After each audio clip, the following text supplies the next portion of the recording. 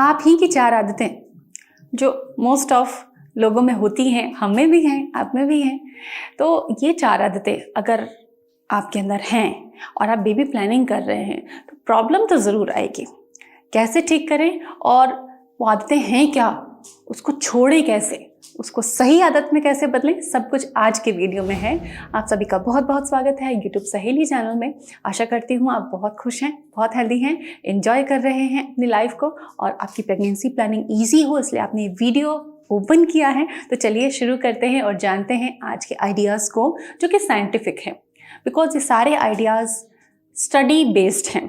तो सबसे पहले हम बात करेंगे ब्रेकफास्ट हैबिट की। मोस्ट ऑफ लोग, हो सकता है आपकी फैमिली में भी या आप भी ऐसा करते हो कि सुबह 1 गिलास दूध पिया और आप निकल गए अपने रूटीन के लिए, अपने ऑफिस के लिए, जो भी आप करते हैं उसके लिए। क्या ये सही है? जी हाँ, दूध एक होल फूड है, बहुत कंप्लीट फूड माना जाता है मिल्क को, लेकिन सबके शरीर के लिए ऐसा उचित नहीं है। हालांकि कई इंटरमिटेंट फास्टिंग पैटर्न्स में 16-8 का जो पैटर्न है उसमें मॉर्निंग में मील नहीं लिया जाता है, दोपहर से रात तक का ईटिंग विंडो होता है, लेकिन ये सभी लोगों के लिए नहीं होता है। अगर आप ब्रेकफास्ट स्किप करते हैं तो ये एग क्वालिटी के लिए बहुत ही ख़राब चीज़ हो जाती है, क्योंकि मॉर्निंग ब्रेकफास्ट डिसाइड करता है आपकी ओबेसिटी रिस्क को। अगर आप नहीं लेते हैं तो ओबेसिटी का रिस्क बढ़ता है, पीसीओडी की कंडीशन धीरे धीरे डेवलप होने लगती है आपकी बॉडी में, मेटाबॉलिज्म पर भी असर पड़ता है, ब्लड प्रेशर, माइग्रेन की प्रॉब्लम आपको हो सकती है नियर फ्यूचर में। इस तरीके से अगर एग क्वालिटी आपकी ख़राब होती है या फिर हॉर्मोन्स अप एंड डाउन होते हैं तो फर्टिलिटी अफेक्ट होती है। सो ब्रेकफास्ट को कैसा लेना है, अब ये समझ लेते हैं कि ब्रेकफास्ट को लेना कैसा है। फ्रेंड्स, ब्रेकफास्ट में प्रोटीन अच्छा होना चाहिए। बड़ा सिंपल सा कॉन्सेप्ट है, प्रोटीन अच्छा होना चाहिए जिससे कि हार्मोनल इम्बैलेंस जल्दी से कंट्रोल में आ जाए, ठीक हो जाए।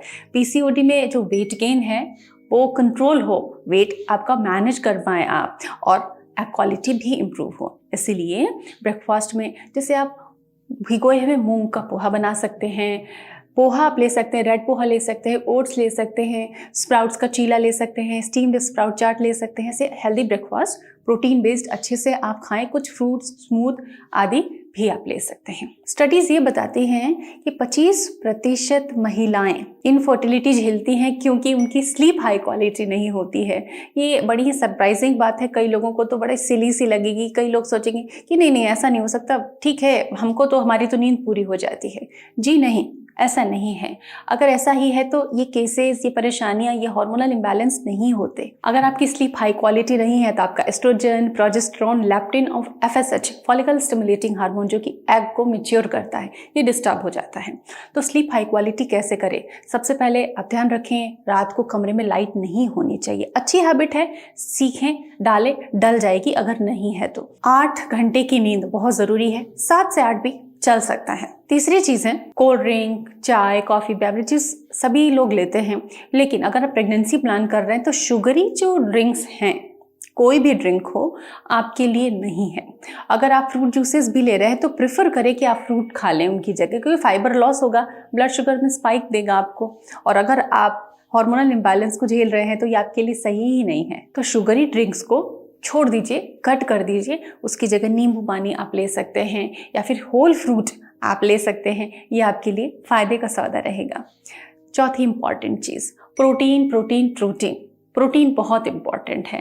हार्मोनल इम्बैलेंस ठीक करना है तो प्रोटीन से दोस्ती करें, प्रोटीन को समझें, प्रोटीन के बारे में पढ़ें, जानकारी जुटाएं, क्योंकि प्रोटीन सही तरीके से अगर आप लेते हैं तो आपका हार्मोनल इम्बैलेंस हमेशा के लिए ठीक हो जाता है। तो अपने हर मील में, सुबह के नाश्ते में, दोपहर के खाने में, रात के खाने में प्रोटीन होना चाहिए। प्रोटीन दालों से है, सब्जियों में भी कुछ प्रोटीन है, अनाज में भी कुछ प्रोटीन है, डेयरी प्रोडक्ट्स और लीन मीट आप ले सकते हैं। 5वीं बात, चूँकि आज के टाइम में, आज की डेट में अगर देखा जाए तो बहुत ज़्यादा बढ़ गई है सेडेंटरी लाइफस्टाइल।